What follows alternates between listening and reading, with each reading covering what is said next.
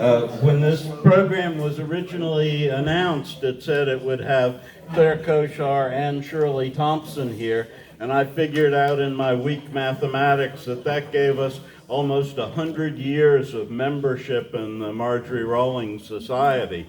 But having removed the several decades of Shirley, we are down to it. But Claire, would you mind telling the audience how old you are? I don't know. It seems to me as though I was always taught that a lady never tells her age, but you can then question whether or not I'm a lady. So here we go. I can say this. My family came from all over the country this year to celebrate my 90th birthday. So it's a pretty good birthday party right now. Thank you.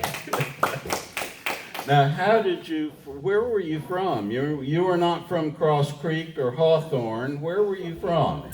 Well, I, like Rawlings, came from a northern state. I was born and brought up in Rockland County, New York, which is southeastern. Point towards your mouth. There we go. Can you hear me now? Yeah. There you go. Please remember that I spent a lifetime talking to dogs, and they can all hear me. So if you really wanted to hear this, you needed to have brought your dog. But anyway, I'll take you as you are. So I came here by way of a very long, happy marriage with Martin Koshar. And he had a way of explaining to me, as a very young engineer, and just prior to our marriage, maybe a month before, 2 weeks before, I was still in school, and he said, what do you think, his job was in Baltimore with Martin Marietta, or was originally the Glen L. Martin Company. And so I was finishing up my last year of college, and he called one day, and typical of his style, he said, I've been asked to move out to Colorado to be part of, like the rocket industry. He said, I don't know a heck of a lot about rockets, but nobody else does either, so they think I'm a pretty good person for it. What do you think about living in Colorado? And I said, well, wait a minute, I already have a teaching job in Baltimore.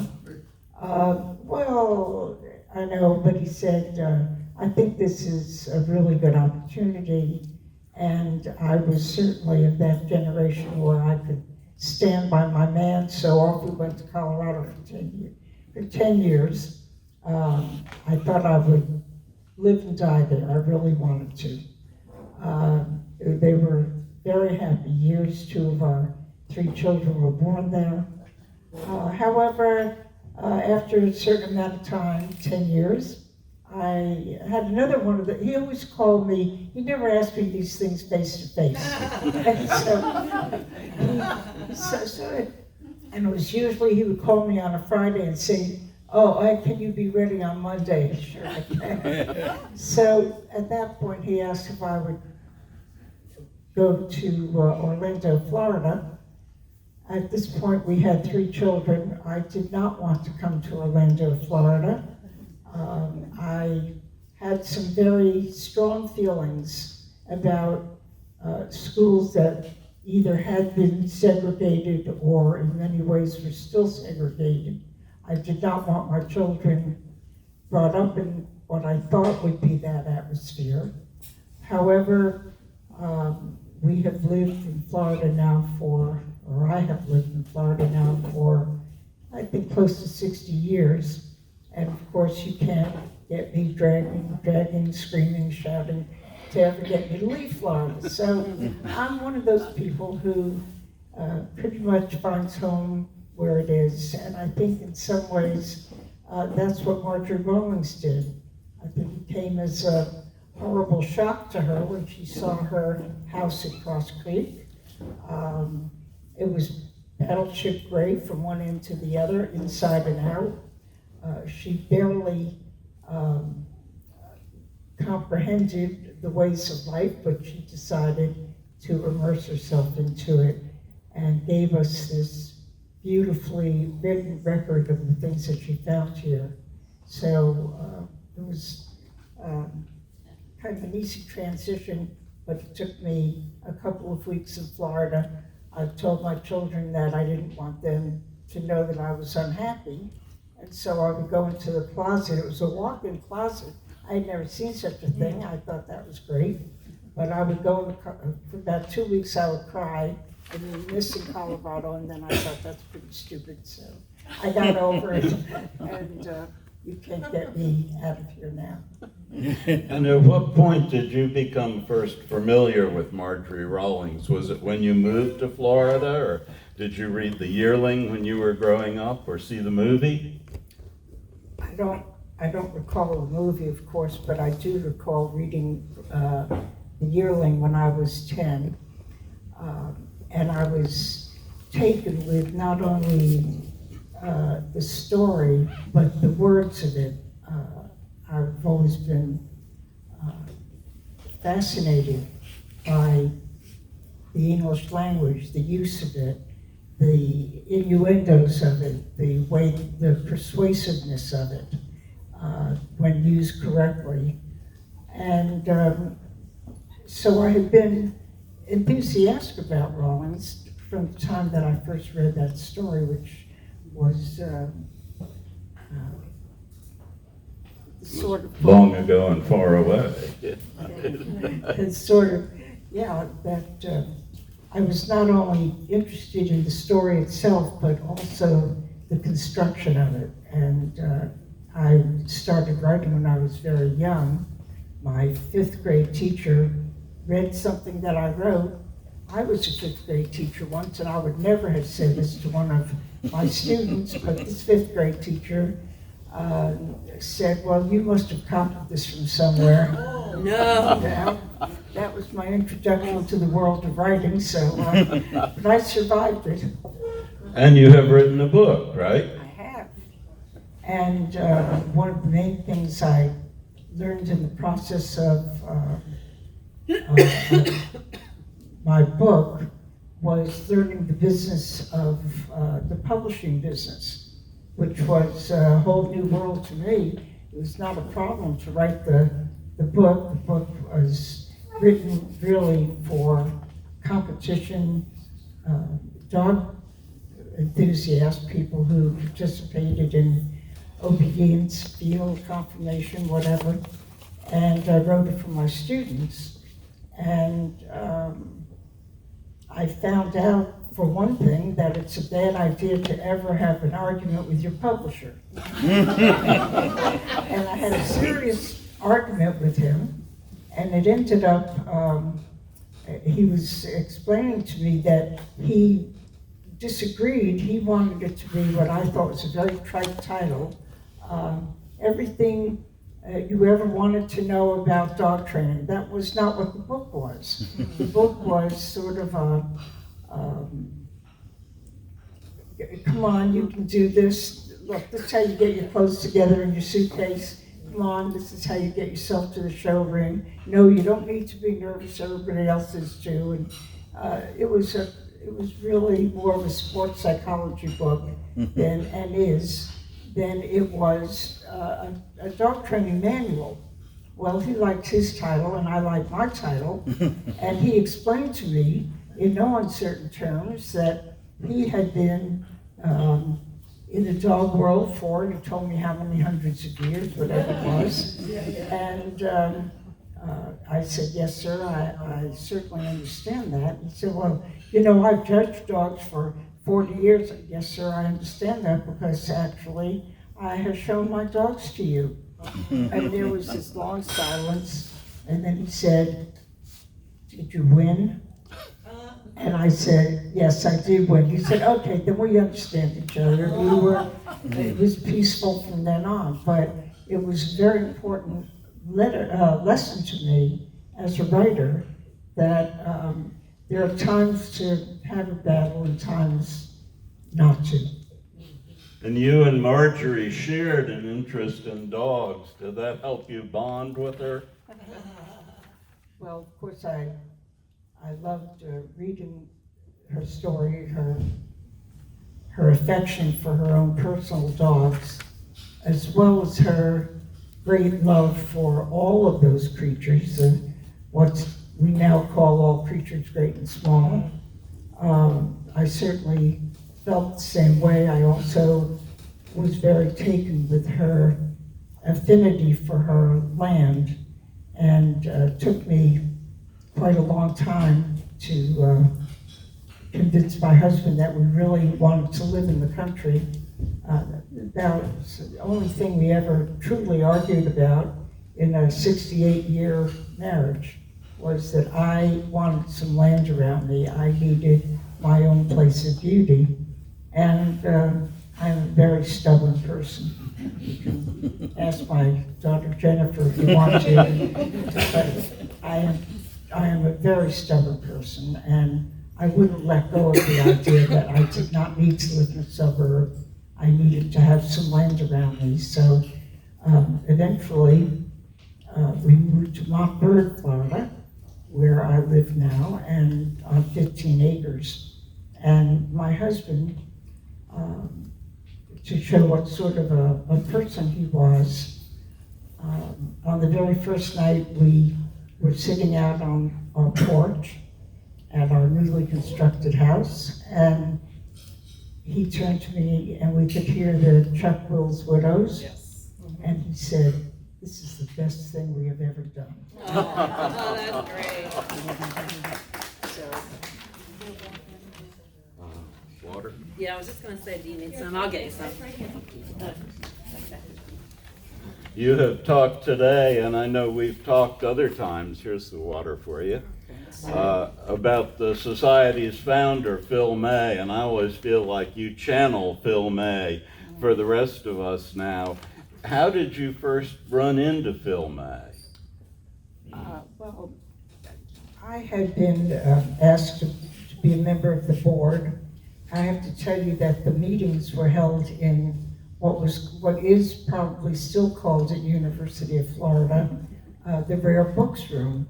But I persisted in calling it the Rare Birds Room because I wasn't sure about this being on the board of directors of a literary society. That just sounded like something a little bit beyond me.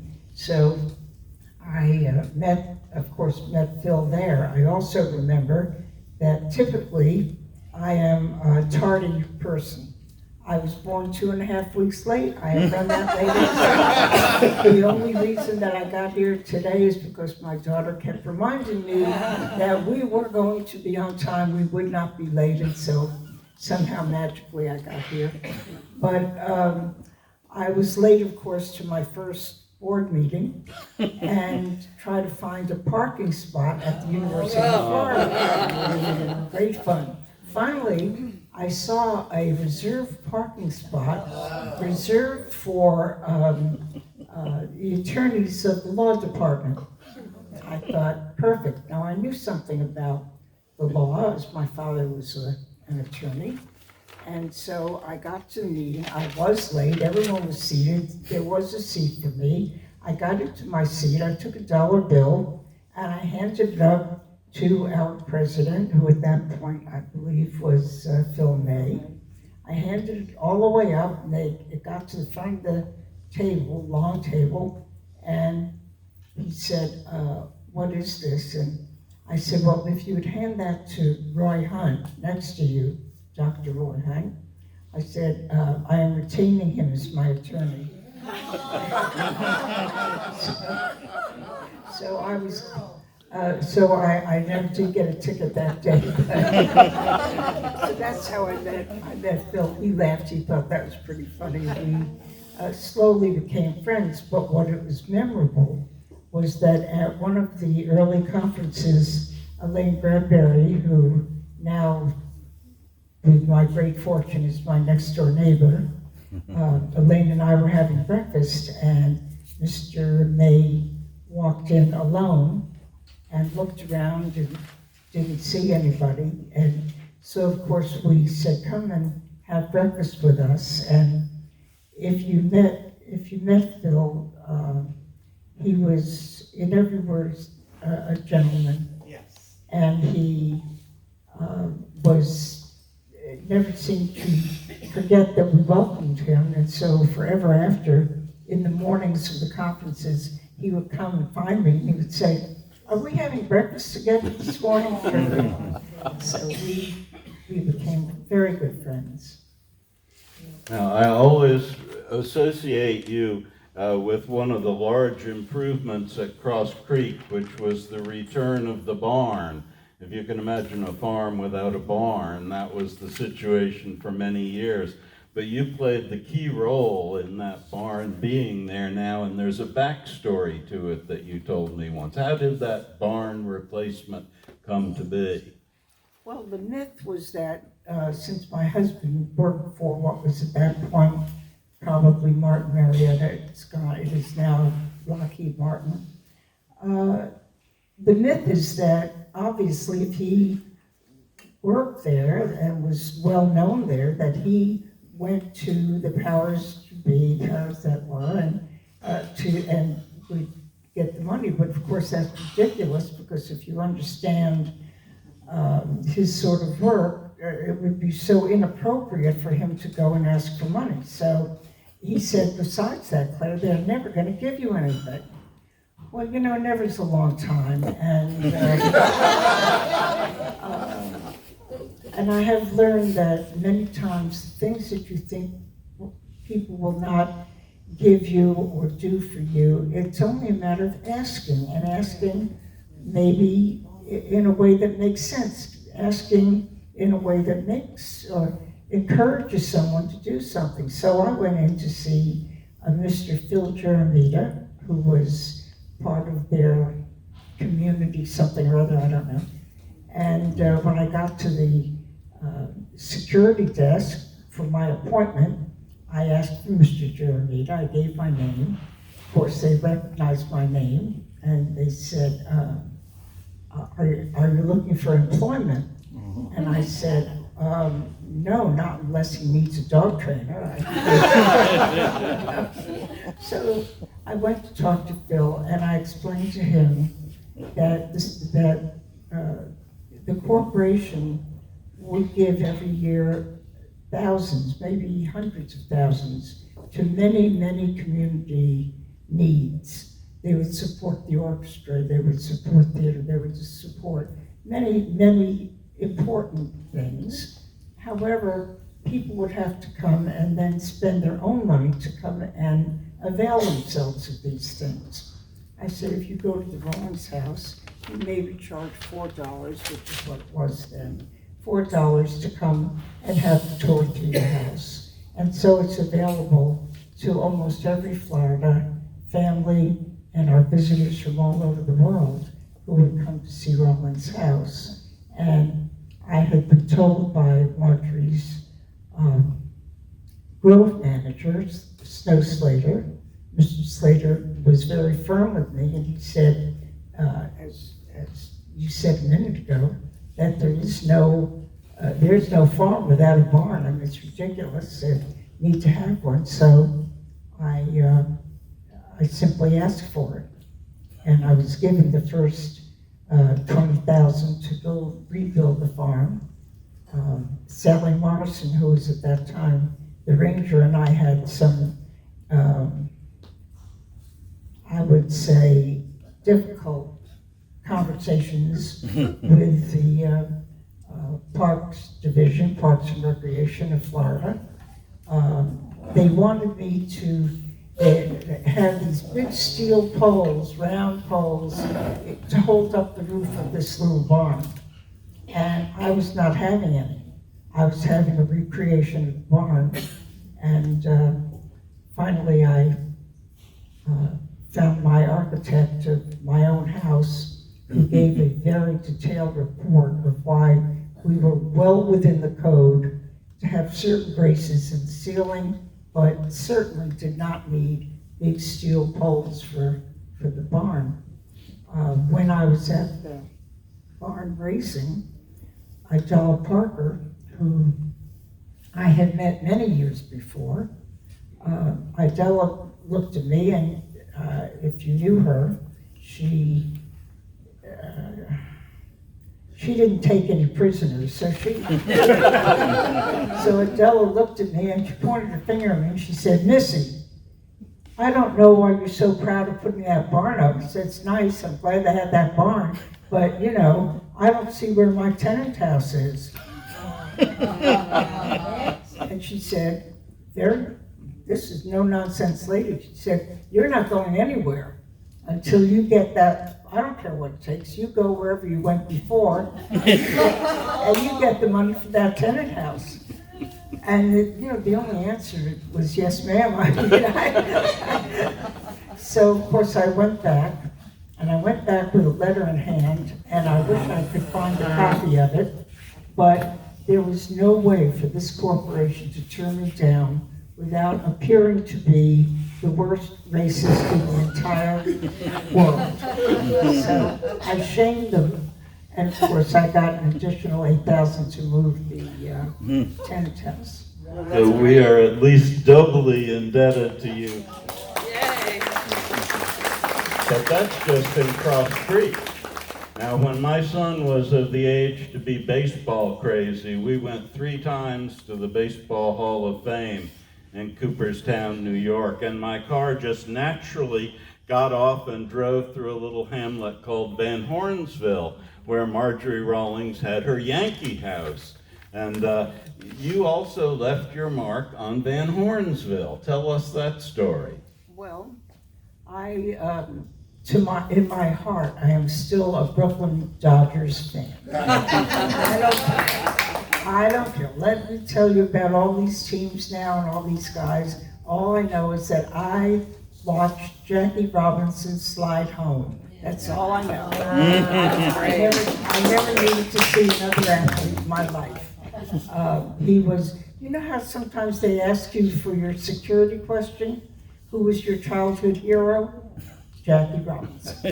So I was very determined. Yeah.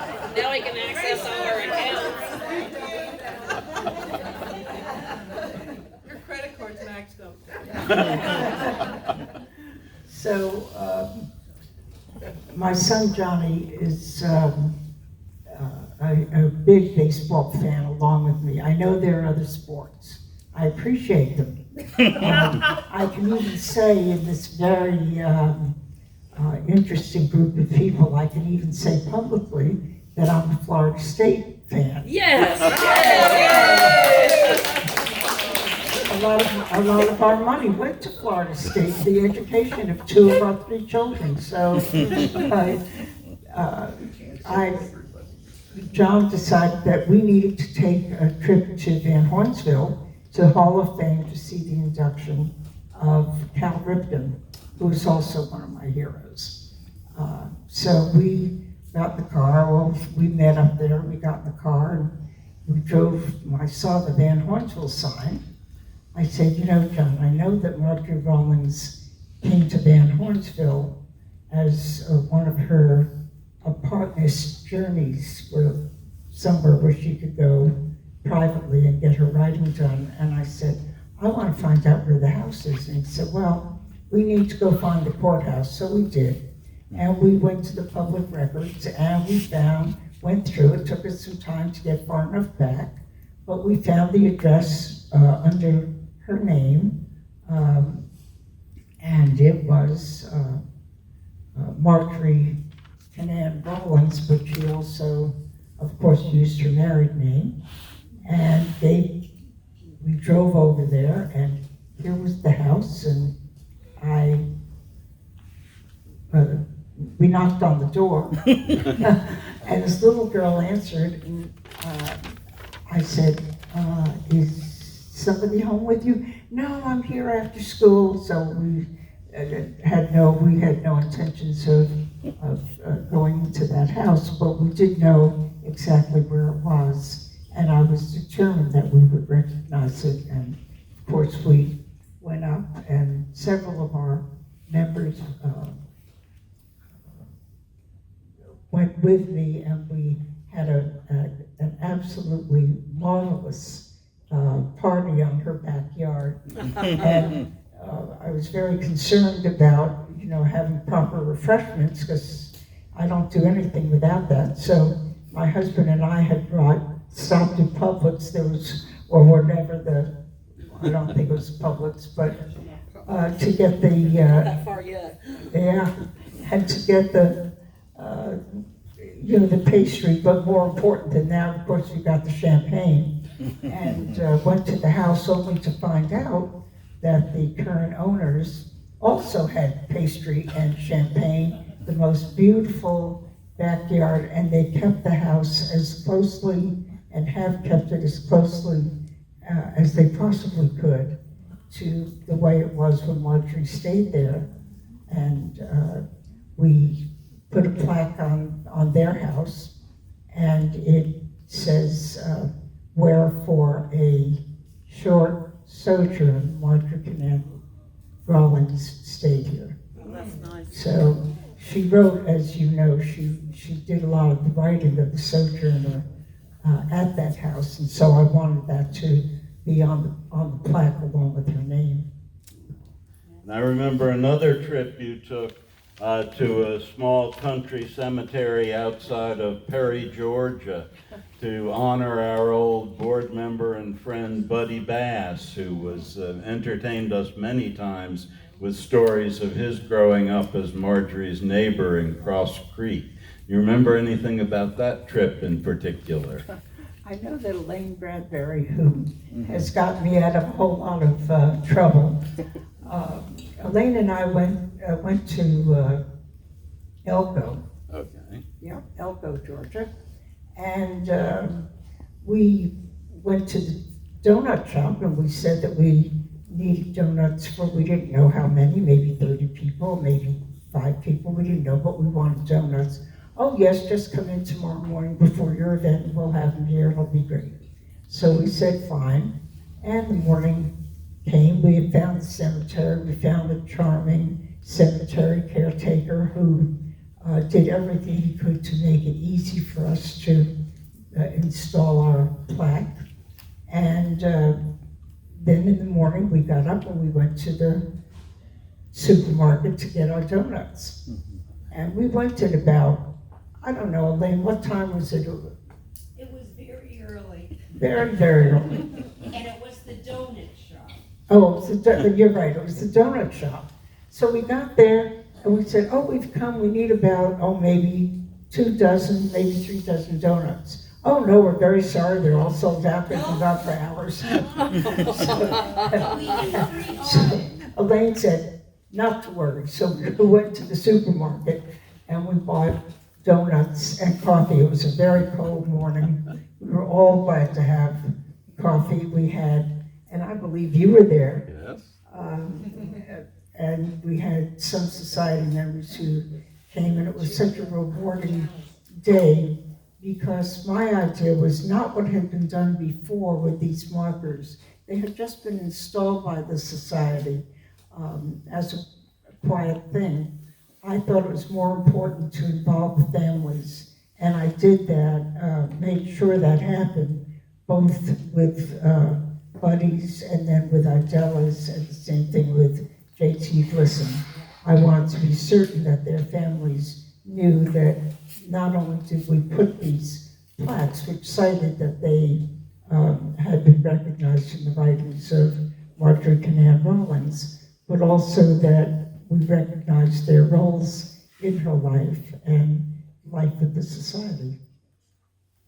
I remember the cold weather of that day. I think I was tempted to dip my fingers into the coffee. And I know how appreciative Buddy's family were. So It was really important for me to tell the young people in these families that when they heard about Florida crackers as a derogatory term, that was not the Florida cracker, not the Florida people that I learned about in Cross Creek. That these were sturdy, dignified, hard-working people who didn't give up, didn't give in, did everything they needed to do to survive in what could sometimes be a very unkind climate. And I wanted especially the young people in those families to know who they had come from. And so that when they heard the term, oh, so you must be a Florida cracker, that they needed to take that term with great pride, because that was what I read when I read The Yearling. You had a long friendship with that immortal figure in our society, Kevin McCarthy. Do any particular events leap out at you? Kevin was the backbone of this society, is the backbone of this society. He was the first executive director, and it seems as though he held that position, I'm not sure, probably a little bit longer than Flo. Yes. He was really, in addition to his career, he was really devoted to the workings of this society and made it happen. I remember clearly that when he got, which was probably one of that first, I don't know if this is true, David, but I believe it was the first of these, what we call now unsung hero awards. But I remember very clearly that the term that was given for his service was that he was indefatigable. Now I want to tell you, if you can even pronounce it, you're doing pretty well. So it stayed in my mind. As I said earlier, I care a lot about words, so I put that in my vocabulary, but I had to practice a few times to get it right. But that is who Kevin is. He has written, he has written about every possible aspect of Florida life that I know of. He's written books on, honestly, did he ever write a book on outhouses? He did. I thought that was one of them. I mean, what a prolific writer, and he had great personal warmth and charm, and so even if you thought that, maybe I've done enough for right now, no, he'd persuade you, no, Claire, we need to just go ahead and do this, and so then you'd find yourself That Irishman in him. kind of doing things that should be done, but maybe would not have been done without him, so. And I remember one of your more recent contributions to the society was in terms of getting backing for the opera in Orlando. And what's the story behind that? How did that come on your radar? Well, I had season's tickets to the opera, so you get, information just as we do if you're a member of the society. Well, they're very good about figuring out who has gone to the opera before and who's going to come now and what they can do for the opera. So they used my old technique. They asked. They didn't ask me, they just asked in general about people who would be willing to fund the performance of their the opera company. The person who portrayed Marjorie Kinnan Rawlings is a metropolitan soprano, Emily Pulley, and I was gratified, more than gratified, touched, really, not only by her determination to portray Rawlings, but the opera company itself was fortunate in getting very good advice from Florence Turcotte for understanding Rawlings' makeup, her attire, maybe even her, I think her mannerisms, because they were very clearly portrayed by Emily Pulley. But what was truly gratifying to me was that at a reception after the opera, I just went to you asked how it happened, I just went to the society with one letter to everybody in the form of a motion suggesting that we fund this $5,000. I'd already spoken to Ann, so I knew I wasn't just going to have an obstacle. I had spoken to Ann. Ann, do we have $5,000 to fund this? And she thought for a minute, she said, yes, we've got that. I said, okay, good. So then I wrote my little letter to the board, and I received 30 responses, and 29 were votes yes. I just put it in the form of a motion. 29, one person voted no because they did not realize that I had already spoken to Ann and they were concerned about the money, which to me was perfectly valid, and I should have made that very clear in my motion. But so we secured the money, and the most charming thing and gratifying was that at the reception following the opera, this Metropolitan Opera singer came and found us, some of us, and she said, oh, and you're part of the Rawlings Society? I said, yes. She said, I'm so glad that I get to meet you. And I said, oh, we're delighted to meet you. And she said, I just want to know, did I get it right? And I was so charmed by that, because I expected, I expected that she would have been sure that whatever she did would be right. In this, having taken a part in this very small opera company. But what she wanted to know was, did she get the part of Marjorie Rawlings right? And of course she did. And I knew that she did at that moment when she flung the papers down, when she didn't like what she had written. Marjorie didn't like what she had written, and she flung the papers down on the floor, and I thought, yeah, that looked pretty right to me. So. Excuse me.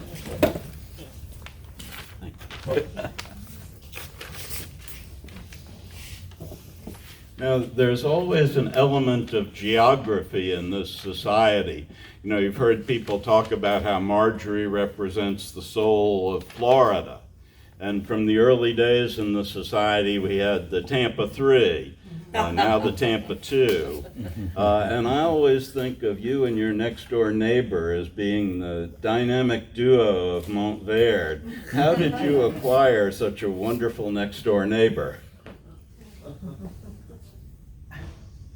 Well, Elaine, I don't know. Poor Elaine, oh dear. She came to my dog training school one evening, and my puppy classes were for very baby puppies between 12 and 18 weeks, and families would come because a dog has got to be trained by the youngest and the smallest part of the family. It's not good enough for one person to be able to train a dog in a family. Everyone has to be able to do the same thing. So I always insisted that my students came, but it took, whoever was the family had to come with the puppy for the class. Well, one person showed up, but they didn't have anyone with them. And there were some exercises where you needed 2 people, a recall, where you needed 2 people across the room to call the dog. And she said, oh gosh, I'm just, my husband couldn't come tonight. I said, well, we have a guest here this evening. And I didn't even know who she was. I mean, she was with one of my assistants. And I said, do you think you could come and help me in class? So before poor Elaine even knew it, she was dragged into his dog training. All of a sudden, but she's a very good dog trainer. She had dogs herself, and she was brought to have a look at the house next door, which belonged to my daughter. When my daughter moved, she came and looked at the house and then purchased it. And she came over to meet me, or I think she came to a New Year's Day breakfast at our house. And when she walked in, she saw my one wall of Rawlings, some prints and things that I had up on the wall, poster, and she said, oh, you're interested in Rawlings writing. And I said, I do. And of course, we became very fast friends after a while, and and we became partners in crime in the Rawlings Society. I always remember, and Darian and I always talk, of the time you had the board members over to your house and you served us a very special tea. Yeah. When I would have a Rawlings event, I would always go to Rawlings Cookbook so that we could try to recreate that. And so at that lunch, whatever, I can't even remember what we had to eat, but I do remember that I had grown roselle, and I had the roselle seeds from Cross Creek. So I had grown them, and we found out exactly how you made roselle tea, which we did, and that was what we had. What I didn't know until that day was that, how many of you have ever cooked with roselle? Well, it's a great adventure. Because, roselle is actually a pod. It's I guess, a fruit. And when you have to take apart these pods in order to cook them, and they're bright red, they're beautiful. They're bright red. However, after you spend 2.5 hours of breaking off the pods for the tea, you find that your hands are bright red. And they stay bright red for about a week. So if you've ever, if you get to do that, just remember that you're going to have this interesting hand color, which you have to explain to people for the whole time until they finally fade away. Caught red-handed, so. Well, Claire, you have enlightened us a great deal today. If there's a last word you would like to have, it of course is yours. And if you don't, thank you so much for those tales you've told. Do you have a hope for the future of the Rawlings Society? Well, let's get bigger and better. I'm delighted to see every single one of you here.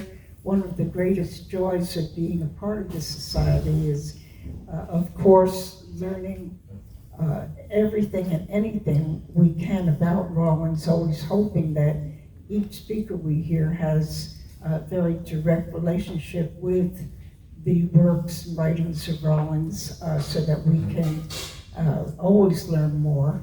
But part of it is just the fellowship of it. And every time I meet someone new here, it's new and added dimension to my life. So I'm grateful to all of you. Oh, that was And we are grateful to you.